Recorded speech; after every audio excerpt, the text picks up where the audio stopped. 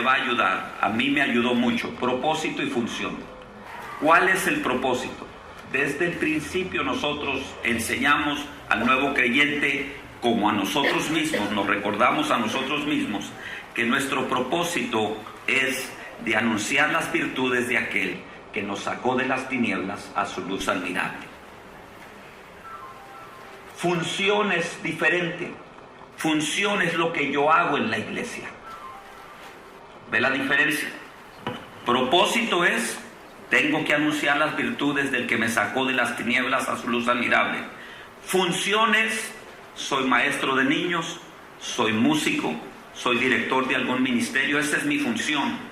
Pero la función siempre está debajo del propósito, no la función es primero. Y en ocasiones una de las cosas que nosotros observábamos era eso, que las personas se aferraban a su función y decían, bueno, yo ya estoy sirviendo al Señor y le estoy siendo fiel porque soy esto. Soy maestro, soy líder, soy músico. Y el propósito como que nunca lo consideraba. Hermanos, todos nosotros tenemos un propósito. Aunque no tenga una función en la iglesia, usted está delegado a que Cristo sea conocido donde usted vive. Ese es el llamado de Jesucristo. Síganme, yo los voy a hacer pescadores de hombres. No le dijo a Pedro, sígueme, tú eres el fundador de la iglesia y tú vas a ser reconocido. Eventualmente se le conoce por eso, porque él es de los apóstoles que se lanza para seguir adelante. Pero al principio les dijo, háganse pescadores de hombres. Entonces eso es parte de lo que hablamos de ganar al perdido. No sé si quieras comentar. Vamos a lo que sí. Sí, y cuando nos vimos en la encrucijada de que el edificio ya nos quedó corto, y pastor, no dijiste qué tan grande es, nada más mencionaste el cambio. 48,000 pies cuadrados. 48,000 pies cuadrados. El Señor nos dio algo que nosotros no estábamos esperando. Entonces estos son como 32,000. No sabemos ¿verdad? Cómo en metros. Ustedes que saben convertir a metros. Pero nos dio algo mucho más de lo que nosotros esperábamos. Y una iglesia tan pequeña de 200, en un lugar que cabía más de 1,000 personas, imagínense, se veían como hormiguitas. Entonces el Señor nos dio el reto para llegar, ¿verdad?, a que ese lugar se llenara. Y cuando lo hizo el Señor, porque yo digo que fue el Señor a través de, ¿verdad?, el compartir el Evangelio a nuestros familiares, a nuestros amigos, a nuestros vecinos, de esa fue la manera que pudimos hacer el trabajo de las almas. Entonces nos vimos en la encrucijada, ok, ya no cabemos aquí, ¿qué vamos a hacer? ¿Otra vez vamos a comprar otro edificio? ¿Qué vamos a hacer? Y como dice el pastor, a lo mejor en su comunidad es muy difícil comprar un edificio, o en esta nación, o como el gobierno puede darle, ¿verdad? Y en cada país es diferente. Entonces el Señor trae estrategias específicas para que usted pueda, el Señor le va a dar revelación en cada lugar. A lo mejor no lo haga como nosotros, pero Dios en su lugar, Él quiere salvar a las almas, donde quiera que estemos. En San Antonio, pero también en donde usted está ministrando. Entonces el Señor nos pusimos a pensar, vamos a hacer otro edificio más grande que eso conlleva dinero, eso conlleva permisos, eso ya era un milagro lo que habíamos adquirido, y sabíamos que Dios podía darnos un lugar más grande. Pero entonces el Señor trajo a nuestra vida la estrategia a través de la oración otra vez, de qué tal si tuviéramos otro servicio. Por ahí comenzamos, ¿no? Tenemos ya el lugar, podemos duplicarnos teniendo 2 servicios, pero también vimos la visión de que Dios nos llamó a una ciudad, no solamente a un vecindario. Antes de nosotros ser Vida Abundante, cambiamos el nombre, porque cambiamos el lugar, como dice el pastor a la semana, esta anoche.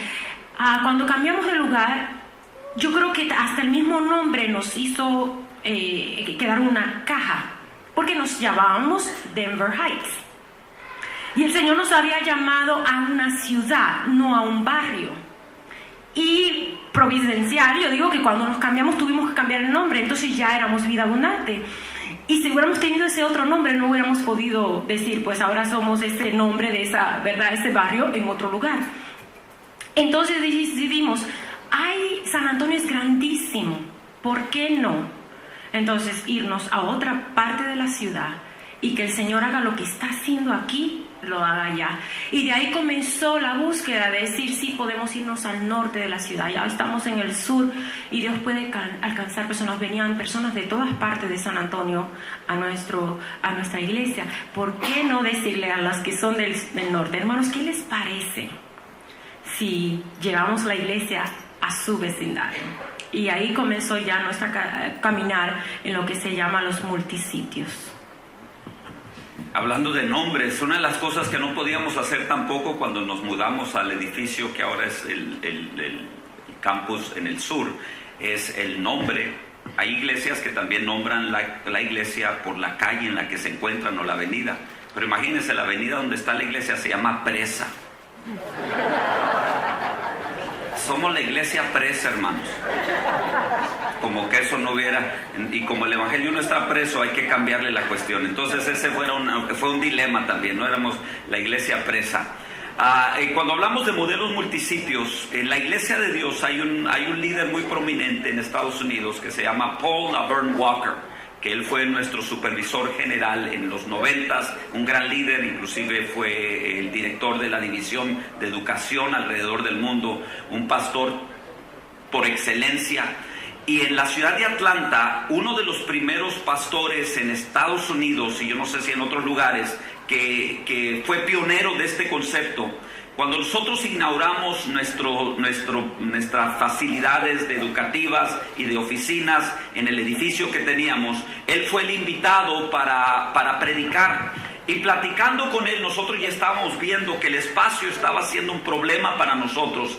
Y yo le pregunté, Dr. Walker, usted, yo sé que cuando pastoreó su congregación allá en los 70s y 80s en Atlanta, usted hizo lo mismo. En la iglesia de Monte Parán es una iglesia que en aquel tiempo tenía 4 lugares donde se reunían porque estaban alcanzando la comunidad. Y él habló de su testimonio, de los beneficios, y uno de los beneficios para nosotros fue el hecho de que la iglesia no está llamada a solamente, voy a usar la palabra, a invertir dinero, porque el dinero a veces nos puede desenfocar del llamado de Dios. Entonces, un proyecto más grande de lo que teníamos iba a requerir, estamos hablando entre 20 a 25 millones de dólares, y en realidad nosotros no queríamos desenfocarnos para seguir adelante.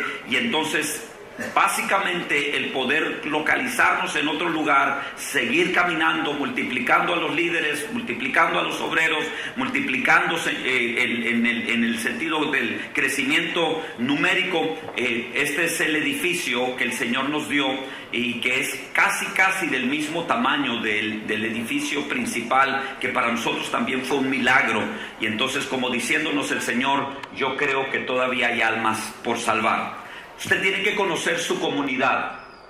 Yo no sé cómo la conoce, a qué grado, pero yo le puedo dar datos en este momento que son claves para nosotros. Por ejemplo, San Antonio es una ciudad de 1 millón de habitantes, pero el área metropolitana es 1,5 millones de habitantes. Pero cuando nosotros vemos el estudio demográfico, 600,000 de esos habitantes se denominan no cristianos, no religiosos. Entonces la cosecha para nosotros es enorme. 600,000 almas en San Antonio dicen que no son religiosos, que a ellos no les interesa la religión. Nosotros venimos a decirles, pero que a Dios sí le interesa a ese grupo también. Entonces todo eso para decirles que lo que estamos haciendo es con la mira de que hay gente muy necesitada y nosotros necesitamos hablarles de Cristo Jesús. Vamos a hablarles de algo específico, que lo que estamos haciendo para trabajar con la iglesia es, nuestra visión es tener familias saludables. Este es el último servicio de bautismos que tuvimos en la iglesia. Y yo quiero darles esta fotografía porque estamos viendo lo que estamos pidiéndole al Señor. Toda esta familia es nueva. Todos los de la familia se bautizaron en el mismo tiempo, el mismo día. Nosotros le estamos diciendo, Señor, entendemos ahora que no solamente vas a salvar a una persona, pero que esa persona representa a una esposa y representa a hijos. Nos fuimos al modelo del carcelero de Filipos cuando le dijeron, cree en el Señor Jesucristo y serás salvo tú y toda tu casa.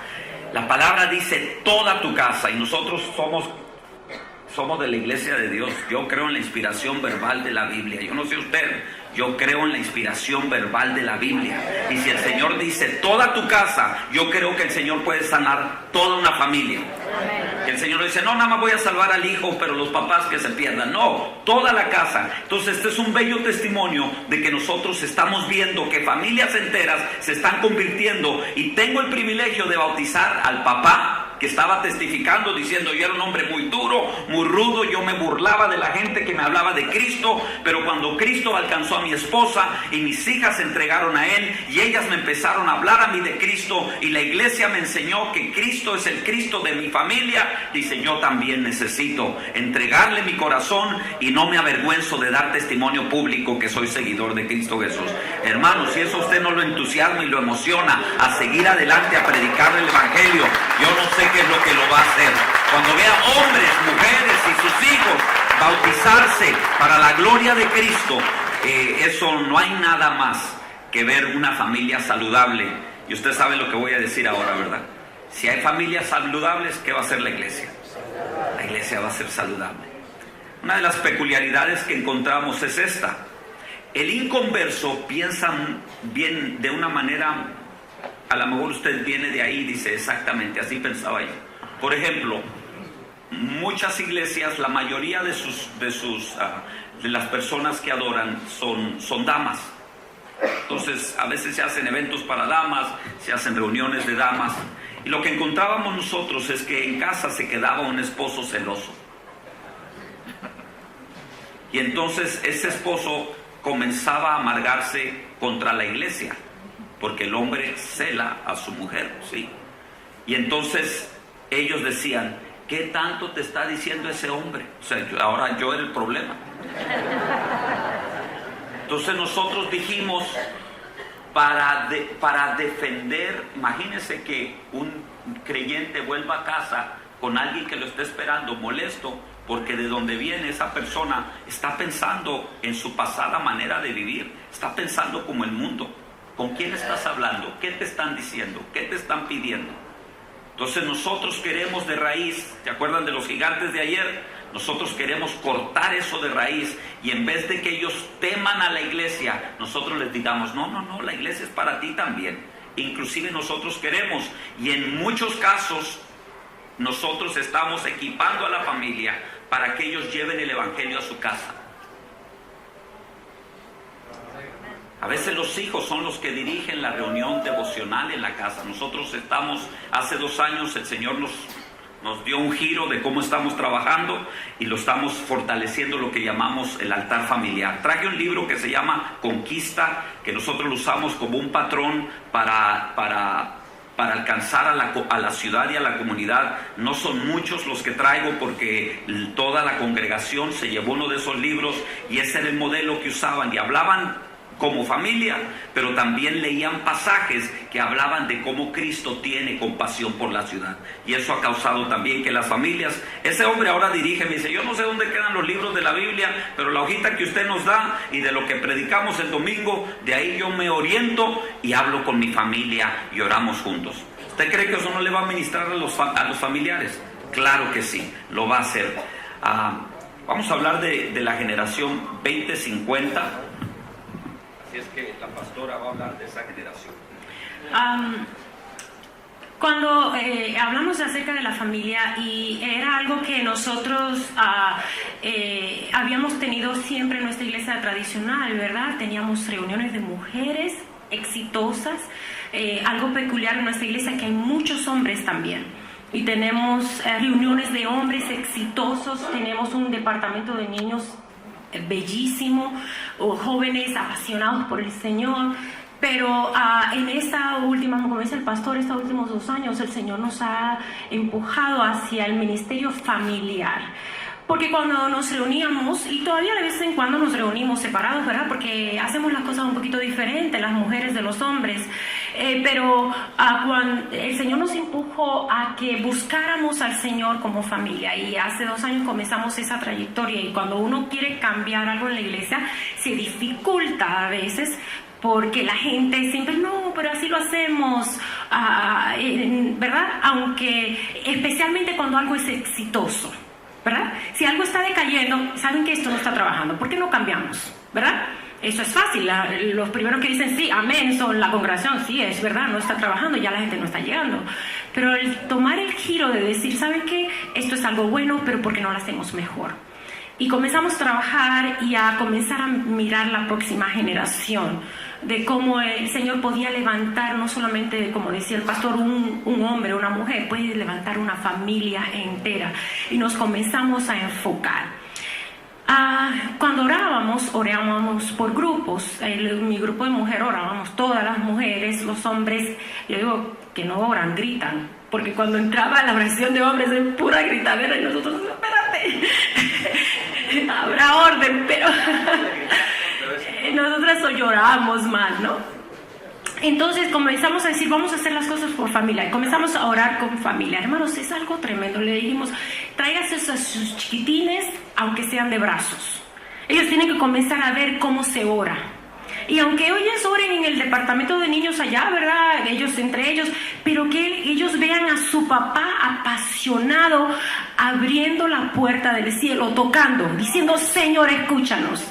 Y sabiendo las necesidades del hogar, ¿verdad? Porque los hijos sí saben que hay falta de cosas. Entonces comenzamos a decir a los hijos, ellos también vengan a la oración. Aunque estén corriendo, a nosotros no nos molestan que los niños chiquitos estén corriendo mientras nosotros oramos. Ellos están bajo el manto de lo que Dios está haciendo. Y yo quiero que mis hijos vean con sus ojos los milagros ahí. Que después yo no se lo tenga que contar, estabas allá con los niños atrás, o estabas con los jóvenes allá, mira lo que Dios hizo en medio de nosotros. Entonces eso ha comenzado algo de que todo lo que hacemos ahora, es decir, vamos a orar juntos, vamos a hacer las cosas justas, vamos a tener nuestro servicio en casa también, que la presencia de Dios no solamente sea en la iglesia, sino en la casa, y vamos a invitar al Señor a nuestra casa. La generación 2050, estamos nosotros proyectando que los bebés que están en el cunero, los chiquitines que están corriendo, en el 2050 van a ser los que van a ser los gobernantes, los que van a estar levantando, los que van a estar haciendo las grandes cosas. Y si nosotros no ponemos atención ahora, porque déjeme decirle, el mundo ya lo está haciendo. Y ellos están mirando la generación 2050 como esa generación que van a ser, ¿verdad? Ellos están indoctrinándolos. Entonces, ¿por qué no nosotros? Una de las cosas grandes que yo le digo a la congregación, y especialmente a las mujeres, ¿saben qué? La persecución de la iglesia viene. ¿O no dice la palabra eso? Entonces, ¿cómo han pasado leyes que han quitado nuestros privilegios? Puede ser que nos quiten la Biblia. No, eso jamás va a pasar en los Estados Unidos. No, hermanas, y esto es un país que fue establecido por cristianos. ¿Ustedes están mirando las noticias? Todo lo que está pasando y las leyes que están pasando en contra de los cristianos. Entonces puede ser que llegue el momento que no tengamos una Biblia física en nuestras manos. Quizás como nuestros hermanos de China, quizás como muchos de los países musulmanes en los que los cristianos tienen que estar escondidos. ¿Qué tal si conoces la palabra? Las has memorizado, le has enseñado a tus hijos que cuando no podamos reunirnos en un santuario, porque qué bonito y privilegio de que podamos estar aquí juntos, ¿sí? Muchas partes del mundo, nuestros hermanos cristianos no pueden hacer esto, no pueden ser ayudados en sus áreas, solamente dependen del Espíritu del Señor para crecer y para dar el Evangelio. Entonces yo digo, ¿por qué entonces no preparar a esta generación que se va a encontrar con gigantes muchos más grandes que nosotros? Y decirle, está en la palabra, está en la oración, busquen al Señor. Y entonces la generación 2050 es lo que nosotros estamos mirando, porque en los próximos años ya nosotros vamos a ir decayendo, porque verdad, físicamente nos estamos poniendo viejos. Eso es la naturaleza que vamos a dejar a nuestros hijos, que vamos a dejar a esta generación 250 que pueda, 2050, perdón, que pueda alcanzar a sus generaciones y a las personas que el Señor le ha dado. Yo creo que ustedes lo hablan en términos de la ventana 414, ¿no? Ese es el mismo.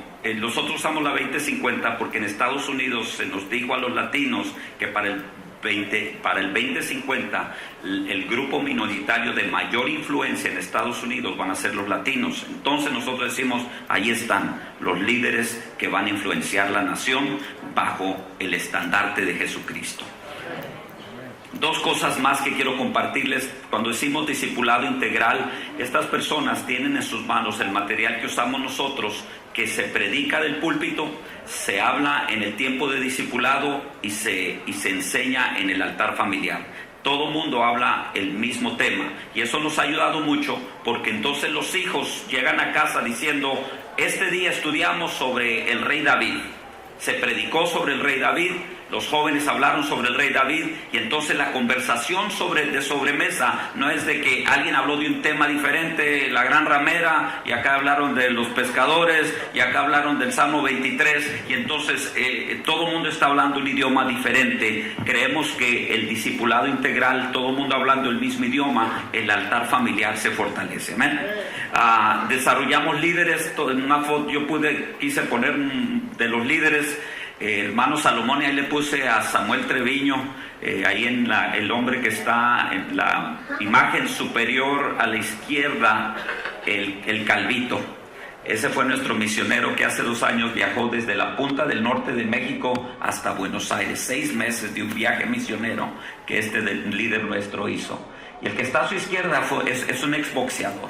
Le doy gracias a Dios porque el Señor cambia a los boxeadores también. Y ya no me da golpes a mí. Amamos nuestra comunidad.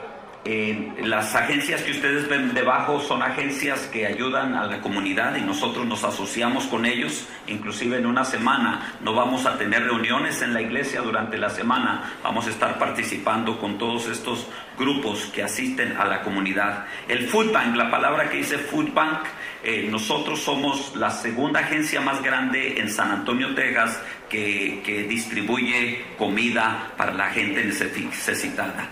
Por semana, más de 500 familias. Si usted multiplica 500 por lo que sean las familias, la iglesia les está ministrando con algo para comer.